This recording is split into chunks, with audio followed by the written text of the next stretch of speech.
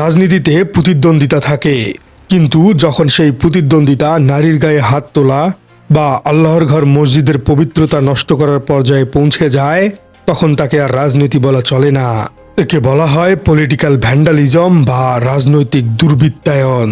গতকাল সন্ধ্যায় রাজধানীর মিঠাপুকুর ৬০ ফিট এলাকায়, যা ঢাকা ১৫ আসন হিসেবে পরিচিত এবং খোদ বাংলাদেশ জামায়াতে ইসলামীর আমির ডাক্তার শফিকুর রহমানের নির্বাচনী এলাকা, সেখানে এক অকল্পনীয় ঘটনা ঘটেছে।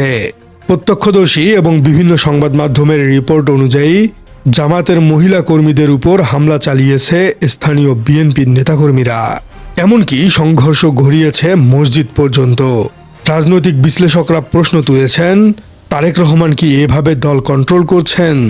অন্য দলের সুপ্রিম লিডারের আসনে নারীদের উপর হামলা, এটাই কি তার প্ল্যান? ঘটনার সূত্রপাত হয় গতকাল বিকেলে। পীরেরবাগ এলাকায় জামায়াতে ইসলামীর মহিলা শাখার কর্মীরা নির্বাচনী প্রচারণায় বের হয়েছিলেন।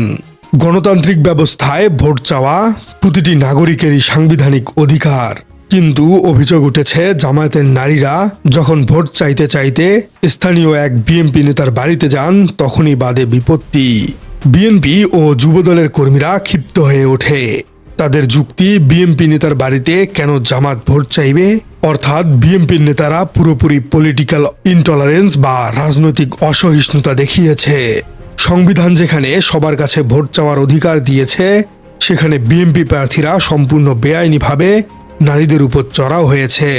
সবথেকে বড় বিষয়টি হলো, হাজার হাজার বাসার মধ্যে এটাও আইডেন্টিফাই করা অনেক কঠিন যে কোনটি আসলে বিএনপি নেতার বাসা। একজন রাজনৈতিক বিশ্লেষক ক্ষোভ প্রকাশ করে বলেছেন, সংবিধান যেখানে প্রত্যেক নাগরিককে নির্বাচনের প্রার্থিতা ও ভোট চাওয়ার বৈধতা দিয়েছে, সেখানে সম্পূর্ণ বেআইনিভাবে হস্তক্ষেপের অধিকার বিএনপিকে কে দিল? তিনি আরও কঠোর ভাষায় মন্তব্য করেছেন, লেডি মাফিয়া ও তার দলের বিদায়টা আরও করুণভাবে হলে নব্য মাফিয়ারা শিক্ষা নিতে পারত। এখানে লেডি মাফিয়া বলতে বিগত স্বৈরাচারী শাসকের কথাই বলা হয়েছে। বিশ্লেষকরা মনে করছেন, বিএনপি কর্মীরা সেই স্বৈরাচারী আচরণেরই পুনরাবৃত্তি ঘটাচ্ছে। ১৬ জন জামাত কর্মী আহত হয়েছেন, যাদের মধ্যে নারীরাও রয়েছেন। একটি সভ্য সমাজে রাজনৈতিক দলের কর্মীদের হাতে নারীর লাঞ্ছিত হওয়া দলটির চেইন অব কমান্ডকে প্রশ্নবিদ্ধ করেছে। ঘটনাটি কেবল নারীদের উপর হামলার মধ্যেই সীমাবদ্ধ থাকেনি। মাগরিবের নামাজের পর ছাত্র শিবিরের কর্মীরা যখন পীরেরবাগ আল মোবারক মসজিদে বসে আলোচনা করছিলেন, তখন সেখানেও হামলা চালানো হয়। মসজিদ হলো আল্লাহর পবিত্র ঘর, একটি পবিত্র স্থান। প্রত্যক্ষদর্শীরা জানান, বিএনপি ও যুবদলের কর্মীরা লাঠিসোঁটা নিয়ে মসজিদের ভেতরে ঢুকে পড়ে। কয়েকজনকে মসজিদের ভেতরেই অবরুদ্ধ করে রাখা হয়। বাংলায় একটা প্রবাদ আছে, ধর্মের সার, অর্থাৎ যারা ধর্মের কথা বলে কিন্তু কাজের বেলায় ধর্মের পবিত্রতা রক্ষা করে না। বিএনপি কর্মীরা মসজিদের ভেতরে ঢুকে যে তাণ্ডব চালিয়েছে, তা ধর্মপ্রাণ মানুষদের হৃদয়ে রক্তক্ষরণ ঘটিয়েছে। বিশ্লেষকরা বলছেন, ডাক্তার শফিকুর রহমান কেবল একটি দলের নেতা নন, তিনি এই আসনের এমপি পদপ্রার্থী এবং দেশের অন্যতম শীর্ষ আলেম। তার নির্বাচনী এলাকায় তারই দলের কর্মীদের মসজিদের ভেতরে মারধর করা, এটি একটি ক্যালকুলেটেড প্রভোকেশন বা পরিকল্পিত উস্কানি হতে পারে। পুলিশের মিরপুর জোনের ডিসি মাইনুল হক সংঘর্ষের বিষয়টি নিশ্চিত করেছেন, কিন্তু বিস্ময়কর তথ্য হলো, পুলিশ ঘটনাস্থলে আসার পরেও বিএনপির নেতাকর্মীরা পুলিশের সামনেই মারমুখী আচরণ করেছে। অর্থাৎ তারা প্রশাসনকেও তোয়াক্কা করছে না।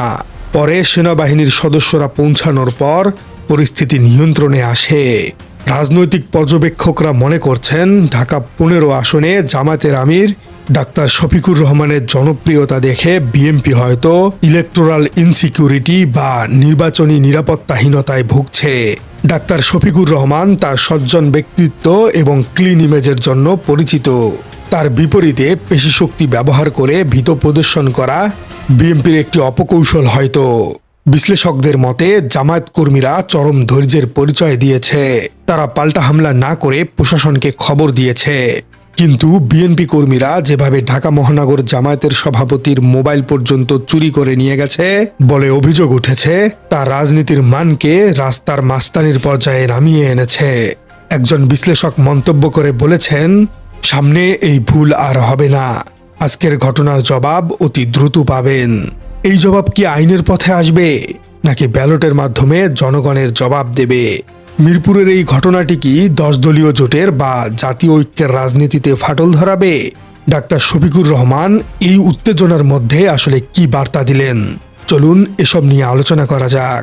রাজনীতিতে নেতার আচরণই বলে দেয় দলের চরিত্র কেমন হবে। মিরপুরে যখন নারীদের উপর হামলা চলছে, মসজিদে অবরুদ্ধ করে রাখা হয়েছে কর্মীদের, তখন জামায়াতে ইসলামীর আমির ডাক্তার শফিকুর রহমান কি করলেন? তিনি ফেসবুকে একটি স্ট্যাটাস দিলেন। কোনো উস্কানিমূলক কথা নয়, কোনো যুদ্ধের ডাক নয়। তিনি লিখলেন, ঢাকা 15 আসনে ভোটের পরিবেশ নষ্ট করার সকল প্রকার কার্যক্রম থেকে বিরত থাকার জন্য সংশ্লিষ্টদের আহ্বান জানাচ্ছি। আশা করতে চাই শুভবুদ্ধির উদয় হবে। রাষ্ট্রবিজ্ঞানের ভাষায় একে বলা হয় স্টেটসম্যান লাইক কন্ডাক্ট। একজন নেতা যখন উত্তেজনার বারুদে আগুন না দিয়ে পানি ঢালেন, তখন তিনি প্রমাণ করেন যে তিনি কেবল দলের নেতাই নন, তিনি রাষ্ট্রের অভিভাবক হওয়ার যোগ্যতা রাখেন। ডাক্তার শফিকুর রহমানের এই সংযত আচরণ বিএনপির উগ্র আচরণের বিপরীতে এক বিশাল মোরাল ভিক্টোরি বা নৈতিক বিজয়। রাজনৈতিক সংঘর্ষ হতে পারে, মতভেদ থাকতে পারে, কিন্তু ঢাকা মহানগর জামায়াতের সভাপতির সাথে যা ঘটেছে তা রাজনীতির জন্য এক লজ্জাজনক অধ্যায়। বিশ্লেষকদের রিপোর্ট অনুযায়ী ঘটনার খবর পেয়ে মহানগর সভাপতি যখন ঘটনাস্থলে যান পরিস্থিতি শান্ত করার জন্য, তখন যুবদলের কর্মীরা তাকে শারীরিকভাবে হেনস্থা করে এবং অভিযোগ উঠেছে তার মোবাইল ফোনটি পর্যন্ত চুরি করে নিয়ে যাওয়া হয়েছে। চিন্তা করুন, একটি দেশের বড় রাজনৈতিক দলের অঙ্গ সংগঠনের কর্মীরা বিরোধী নেতার মোবাইল চুরি করছে। পেটি ক্রিমিনালিটি ইন পলিটিক্স। যখন রাজনীতির মহান আদর্শ হারিয়ে যায়, তখন কর্মীরা রাজনৈতিক কর্মী থেকে পকেটমার ও ছিনতাইকে বেছে নেয়। এই ঘটনা প্রমাণ করে বিএনপির মাঠ পর্যায়ে কর্মীদের উপর এই হাইকমান্ডের কোনো নিয়ন্ত্রণই নেই। তারা যা খুশি তাই করছে। একজন বিশ্লেষক যথার্থই প্রশ্ন তুলেছেন, তারেক রহমান কি এভাবেই দল কন্ট্রোল করছে? নেতা লন্ডনে বসে গণতন্ত্রের কথা বলেছেন, আর দেশে তার কর্মীরা মোবাইল চুরি করছে আর নারীদের গায়ে হাত তুলছে। এই ডিসকানেক্ট বা দূরত্বই বিএনপির জন্য কাল হতে পারে। ডাক্তার শফিকুর রহমান তার স্ট্যাটাসে শুভবুদ্ধির উদয় হওয়ার আশা প্রকাশ করেছেন, কিন্তু বিশ্লেষকরা সন্দিহান। তারা বলছেন, যারা 5 আগস্টের পর শিক্ষা নেয়নি, যারা লেডি মাফিয়ার পতন দেখেও শুধরায়নি, তাদের শুভবুদ্ধি আদৌ হবে কিনা। একজন বিশ্লেষক লিখেছেন, লেডি মাফিয়া ও তার দলের বিদয়টা আরো করুণভাবে হলে নব্য মাফিয়ারা শিক্ষা নিতে পারত।